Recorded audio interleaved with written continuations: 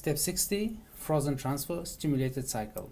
Stimulated frozen embryo transfer cycle is a variation of your natural cycle because here you produce your own natural estradiol and natural progesterone, but you use a little bit of stimulation drug to stimulate the growth of the follicles so that you produce your own natural estradiol from growing follicle, then you have ovulation, then you produce your own natural progesterone.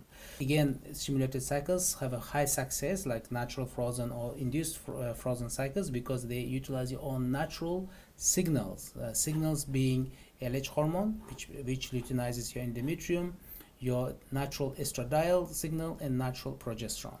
Here you have a menstrual period, then you do blood tests, like in fresh cycle at the beginning, we call day 1 bloods.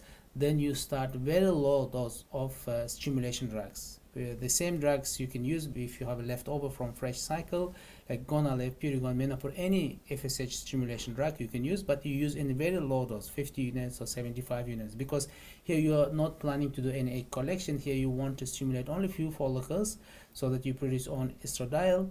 Then you have ovulation, you produce on progesterone. Let us say you use 50 units of Gonal-f and every day. So after 6-7 days, you start monitoring, doing blood tests. Here again, you want to check your increase in natural LH and estradiol levels, and do ultrasound scan. Once you see large follicle, normally here you trigger with Ovidrel or Pregnal.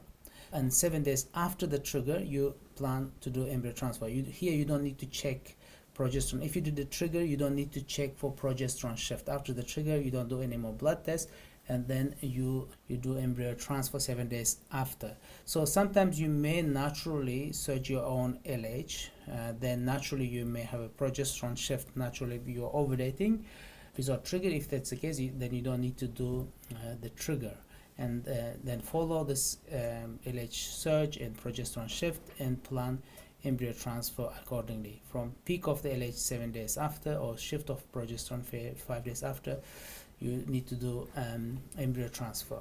Again, here you need to use the progesterone support. Usually you start progesterone a few days before embryo transfer.